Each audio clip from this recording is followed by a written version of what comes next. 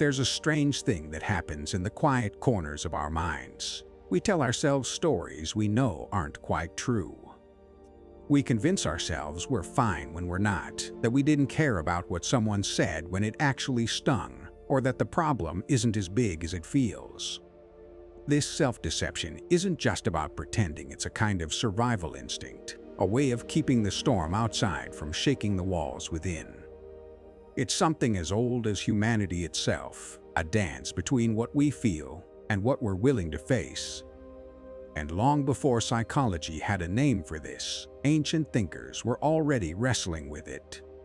The Stoics, those old philosophers in their robes and sandals, had a lot to say about the strange ways we see and hide from ourselves. They believed that much of our suffering comes not from the world itself, but from how we perceive it. Epictetus once said, "It's not what happens to you, but how you react to it that matters." For them, self-knowledge was the beginning of freedom. To know yourself, really know yourself, was to begin to live in harmony with reason and nature. They trained their minds the way soldiers trained their bodies, practicing honesty in thought and discipline in emotion. It wasn't about pretending to be calm or wise. It was about uncovering what was real beneath the noise of fear, pride, and wishful thinking. And yet, even with all their wisdom, the Stoics knew how hard it was to see ourselves clearly. After all, who among us hasn't chosen the comforting lie over the uncomfortable truth? Maybe it's easier to believe we're acting out of love when it's really pride, or that we're being patient when we're just afraid to act. The Stoics might ask, what drives us to twist the truth inside our own minds? Why do we build such careful illusions to protect ourselves from ourselves? These are the questions worth asking, because until we face them, we can't hope to find their answers.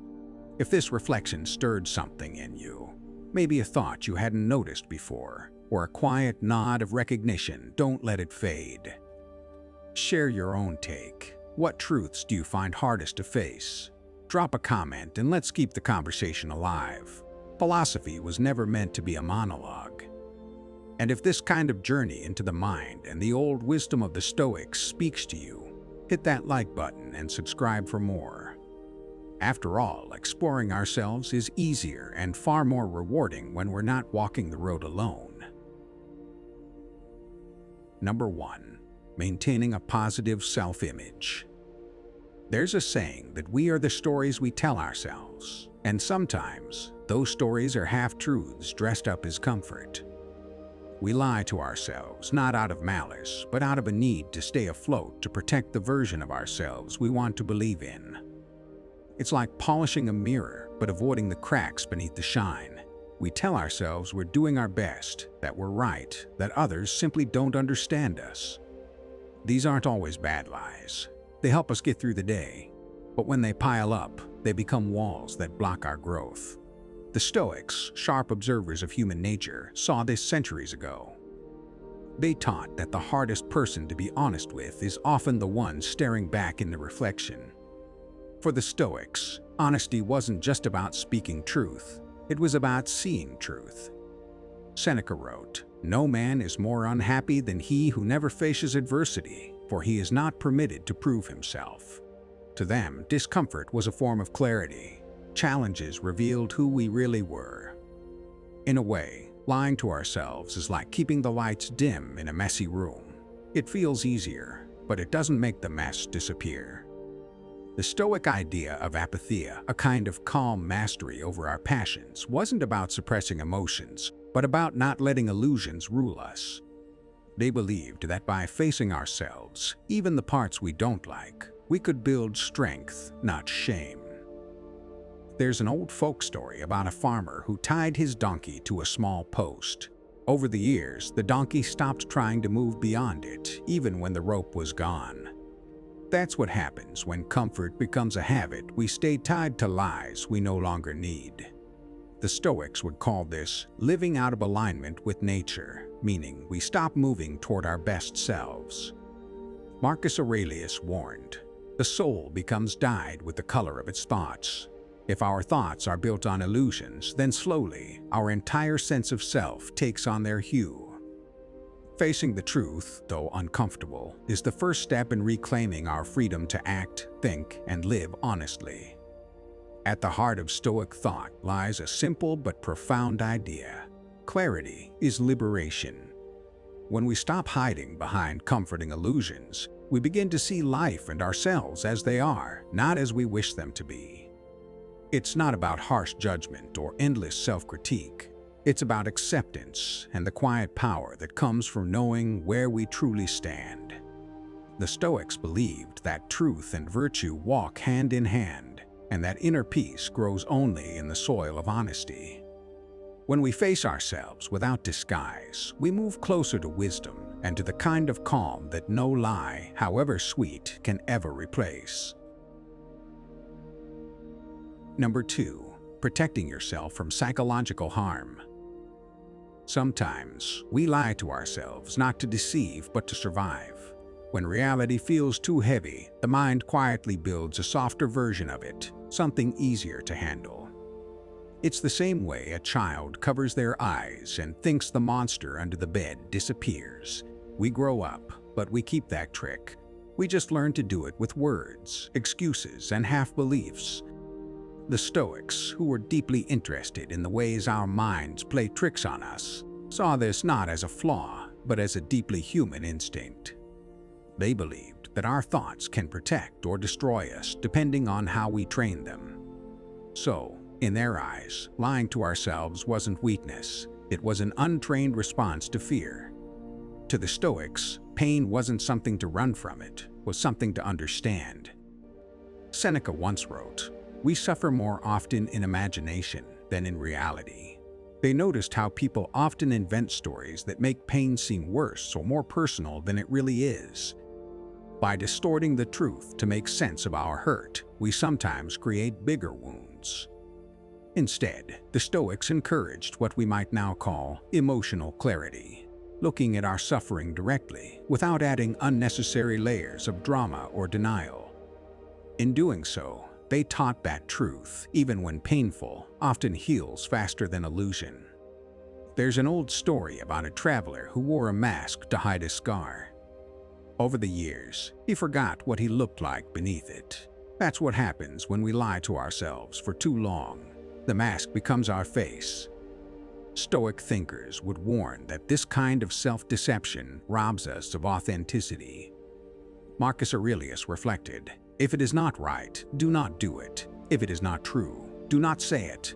That includes the things we whisper to ourselves. Pretending to be fine, pretending to be right, pretending not to care, these masks protect us for a while, but they also trap us. The longer we wear them, the harder it becomes to breathe freely. The Stoics believed that truth wasn't a weapon, but a form of medicine. It may sting at first, but it cleans the wound instead of letting it fester. When we stop lying to ourselves, we give our minds the chance to rest, our emotions the chance to settle, and our hearts the chance to grow. Clarity replaces confusion, acceptance replaces avoidance. To live truthfully, in the Stoic sense, is not to strip life of comfort. It's to find a deeper kind of comfort in knowing that we can face anything with open eyes. Real protection doesn't come from denial. It comes from courage, the quiet, patient courage to see things as they are and still choose peace. Number 3. Expecting change without effort. We say we want to change, lose weight, be kinder, stop procrastinating, but often we act as if wishing equals working. Think of the person who buys a guitar, puts it in the corner, and insists they're practicing because they watched a lesson once. That gap between intention and action is where a lot of self-deception lives. We comfort ourselves with the illusion that change is imminent while doing very little to cause it. It's a polite lie we tell so we don't have to face how much work real change demands. The Stoics had a clear-eyed answer. The good life is built by habit, not hope. They treated inner growth like any craft. You don't become a potter by liking pots. You become one by spending hours at the wheel.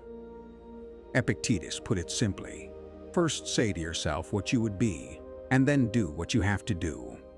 That sentence sums up their insistence that character is formed by repeated, tiny choices, the small acts that, over time, add up into real change. From a psychological point of view, this is the difference between a one-time promise and a practiced routine. They also gave practical tools for avoiding the self-lie of effortless change.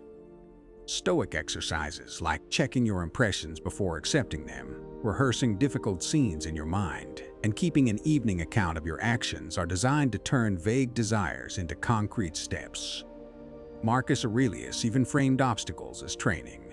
The impediment to action advances action. What stands in the way becomes the way. In everyday terms, that means we should treat resistance as a signal to practice, not as proof that change is impossible. A gardener who waters a seed each morning knows that fruit doesn't arrive by wishing. It comes from steady, often boring care. So, if you're honest with yourself for a moment, the Stoic prescription is straightforward. Replace flattering stories with small, repeatable habits, and use simple practices to measure progress. Start with one manageable act. Write one sentence each night about what you actually did toward the change you claim to want, and stick with it. Over months, those one-sentence days add up into real transformation. In short, real change is rarely dramatic. It's quiet, persistent, and earned. Number 4. Postponing problems. We tell ourselves, "I'll deal with it tomorrow," more often than we admit.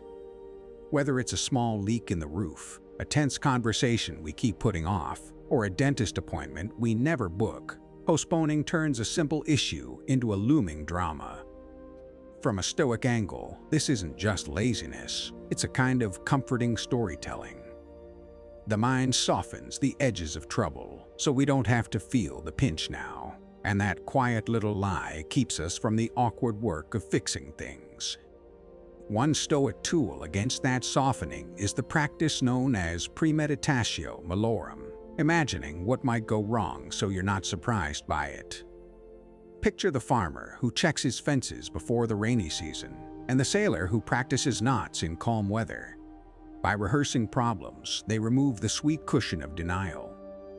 In everyday life, this can look like mentally playing out the fallout of a missed bill, a postponed apology, or a postponed doctor's visit.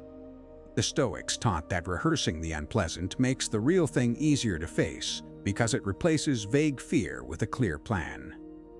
Another Stoic idea is slow training, turning big, scary fixes into tiny, doable acts.